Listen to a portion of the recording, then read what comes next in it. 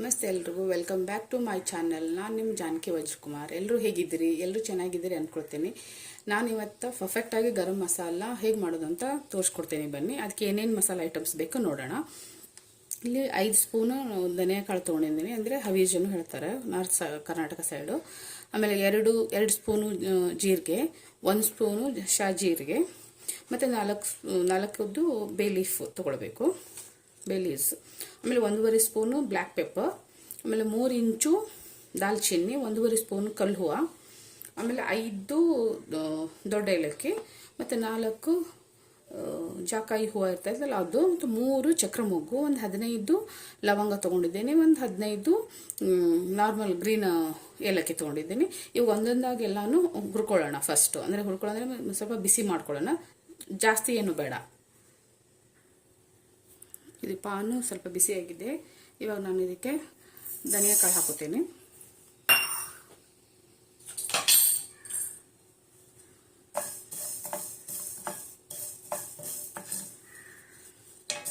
ನೀಟಾಗಿ ಒಂದೊಂದಾಗಿ ಹುರಿಬೇಕಿದು, ಯಾಕಂದರೆ ಇದು ದೊಡ್ಡದಿರುತ್ತೆ, ಜೀರಾ ಚಿಕ್ಕದಿರುತ್ತಲ್ಲ, ಅದು ಕೆಳಗಡೆ ಹೋಗ್ಬಿಟ್ರೆ ಅದು ಸೀದ್ ಹೋಗುತ್ತೆ, ಇದು ಹುರಿದಿರೋದೇ ಇಲ್ಲ, ಅದಕ್ಕೋಸ್ಕರ.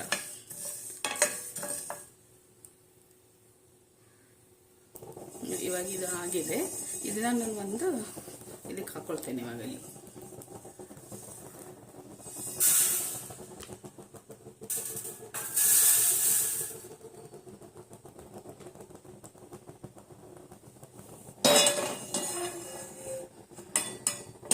ಮತ್ತೆ ಇವಾಗ ಜೀರಾ ಹಾಕುತ್ತೇನೆ, ದೊಡ್ಡ ಜೀರಾ. ಯಾಕಂದ್ರೆ ಚಿಕ್ಕ ಜೀರಾ ಹಾಕಬಾರ್ದು, ಯಾಕಂದ್ರೆ ಅದು ಕೆಳಗಡೆ ಹೋಗ್ಬಿಡುತ್ತೆ. ಫಸ್ಟು ಜೀರಾ ಹಾಕುತ್ತೀನಿ, ಆಮೇಲೆ ಅದು ಒಂದು ಸ್ವಲ್ಪ ರೋಸ್ಟ್ ಆಗಿದೆ ಅಂದಾಗ ಶಾಜೀರ ಹಾಕೋಣ ಅಂತ.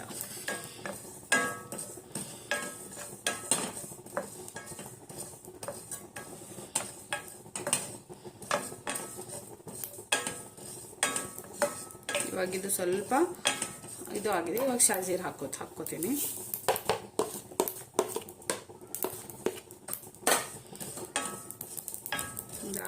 ನೋಡಿ, ಚಟಪಟ ಸೌಂಡ್ ಬರ್ತಾ ಇದೆ.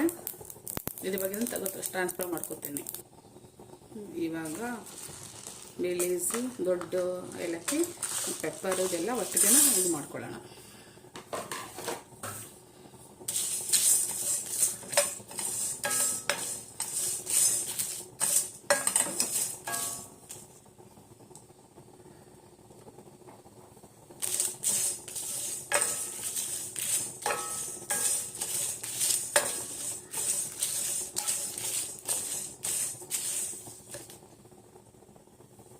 ಇವಾಗ ಇದು ಆಗಿದೆ, ಇದನ್ನು ಒಂದು ಕಂಟೈನರ್ಗೆ ಟ್ರಾನ್ಸ್ಫರ್ ಮಾಡೋಣ. ಇವಾಗ ಅದೇ ಏಲಕ್ಕಿ, ಲವಂಗ, ಚಕ್ರಮೊಗ್ಗು ಮತ್ತು ಇದು ಜಾಪತ್ರೆ ಹೂವನ್ನ ಇವಾಗ ಮಾಡ್ಕೊಳ್ಳೋಣ.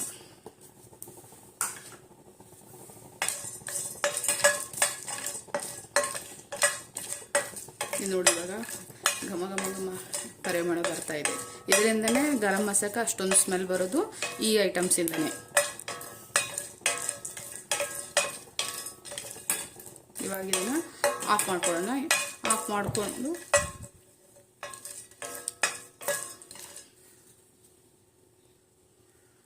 ಇವಾಗ ಇದನ್ನು ಸ್ಟವ್ ಆಫ್ ಮಾಡಿದ್ದೀನಿ. ಇದ್ರೆ ಸ್ವಲ್ಪ ಜಾಕಾಯಿನ ಇದಕ್ಕೆ ಇದು ಹಾಕೋಣ, ಯಾಕಂತಂದ್ರೆ ಇದು ಹಾಕಿ ಪೌಡ್ರ್ ಮಾಡಿ ಹಾಕೋಣ, ಅದು ಗಟ್ಟಿ ಇರುತ್ತಲ್ಲ, ಅದಕ್ಕೆ ಸ್ಟವ್ ಇಲ್ಲ ಹೊತ್ತು ಬಿಡುತ್ತೆ, ಅದಕ್ಕೆ ಸ್ಟವ್ ಆಫ್ ಮಾಡಿದ್ದೀನಿ.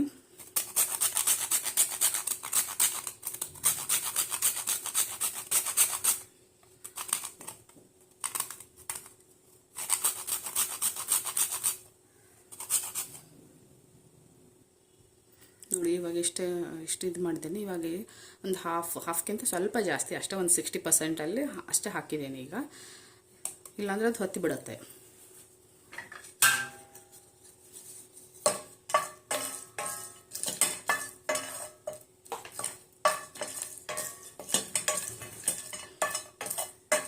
ನೋಡಿ, ಜಾಕಾಯಿ ಹಾಕಿದ್ರೆ ಅದ್ರ ಘಮನೇ ಬೇರೆ ಬರ್ತಾಯಿದೆ, ತುಂಬ ಹಿತವಾಗಿ ಬರ್ತಾಯಿದೆ ಪರಿಮಳ, ಸುವಾಸನೆ ಎಲ್ಲ ಕೂಡಿದೆ. ಇವಾಗೀಗ ಬ್ಯಾಡಗಿ ಮೆಣಸಿನ್ಕಾಯಿ ಹಾಕ್ತಿದ್ದೀನಿ. ಇದು ಜಸ್ಟ್ ಆಪ್ಷನಲ್, ನೀವು ಬೇಕಾದ್ರೆ ಹಾಕ್ಬೋದು, ಬ್ಯಾಡದ್ ಬಿಡ್ಬೋದು. ಇದು ಜಸ್ಟ್ ಅದೊಂದು ಸ್ವಲ್ಪ ಅದಕ್ಕೆ ಕಲರ್ ಒಂಥರ ಚೆಂದ ಕೊಡುತ್ತೆ ಇದು. ನಿಮ್ಗೆ ಇಷ್ಟ ಇದ್ರೆ ಹಾಕೊಳ್ಳಿ, ಇಲ್ಲಾಂದ್ರೆ ಬೇಡ, ಅಷ್ಟೇ ಸಾಕು. ನಾನು ಜಸ್ಟ್ ಒಂದು 5 ಹಾಕೋತಾ ಇದ್ದೇನೆ ಇದನ್ನು.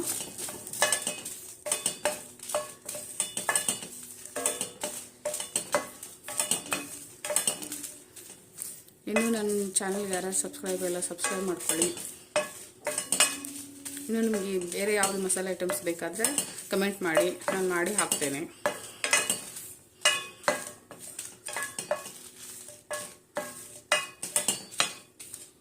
ನೋಡಿದ್ದು ಸ್ವಲ್ಪ ಕ್ರಿಸ್ಪ್. ಇವಾಗ ಮೆಣಸಿನ್ಕಾಯಿ ಸ್ವಲ್ಪ ರೋಸ್ಟ್ ಆಗಿದೆ. ಸ್ವಲ್ಪ ಆದರೆ ಒಂದು ಸ್ವಲ್ಪ ಹಾಗೆ ಸ್ಟವ್ ಆಫ್ ಮಾಡಿದ್ದೇನೆ, ಹಾಗೆ ಬಿಡ್ತೇನೆ ಇವಾಗ ಇದನ್ನು, ಅಂದರೆ ಒಂದು ಸ್ವಲ್ಪ ಕ್ರಿಸ್ಪ್ ಆಗಲಿ ಅಂತ ಹೇಳಿಬಿಟ್ಟು. ಇವಾಗ ಈ ಮಸಾಲೆ ಎಲ್ಲನೂ ಆರಿದೆ. ಇದು ಮೆಣಸಿನ್ಕಾಯಿನೂ ಆರಿದ್ಮೇಲೆ ಅದಕ್ಕೆ ಮಿಕ್ಸ್ ಮಾಡ್ತೇನೆ. ಇವಾಗ ನೋಡಿ ಈ ಥರ ಕಾಣಿಸ್ತಾ ಇದೆ. ಇದು ಆರಿದೆ. ಇವಾಗ ಇದನ್ನು ಮಿಕ್ಸಿ ಮಾಡ್ಕೊಂಡು ಬರ್ತೇನೆ. ಇವಾಗ ನೋಡಿ ಫೈನಲ್ಲು ಈ ಥರ ಎಷ್ಟು ಚೆನ್ನಾಗಿ ಬಂದಿದೆ ನೋಡಿ. ಯಾವುದೇ ಪ್ರಿಸರ್ವೇಟಿವ್ ಇಲ್ದೇ, ಯಾವುದೇ ಆರ್ಟಿಫಿಷಿಯಲ್ ಯಾವುದು ಫುಡ್ ಮಿಕ್ಸ್ ಮಾಡಲಾರ್ದೇ ಎಷ್ಟು ಪ್ಯೂರ್ ಆಗಿದೆ. ಇವಾಗ ನೀವು ಮನೇಲಿ ನೀವು ಮಾಡಿ ಹೇಳಿ ಹೇಗಿದೆ ಅಂತ ಹೇಳಿಬಿಟ್ಟು, ಹೇಗೆ ಬಂತು ನಿಮ್ಮದು ಗರಂ ಮಸಾಲ ಅಂತ ಹೇಳಿಬಿಟ್ಟು ಕಮೆಂಟ್ ಮಾಡಿ. ನಿಮ್ಗೆ ಈ ವಿಡಿಯೋ ಇಷ್ಟ ಆದಲ್ಲಿ ಶೇರ್ ಮಾಡಿ, ಸಬ್ಸ್ಕ್ರೈಬ್ ಮಾಡಿ, ಕಮೆಂಟ್ ಮಾಡಿ, ಹಾಗೆ ಒಂದು ಲೈಕ್ ಕೊಡಿ. ಮತ್ತೆ ಸಿಗೋಣ ಮುಂದಿನ ವಿಡಿಯೋದಲ್ಲಿ. ಬಾಯ್ ಬಾಯ್.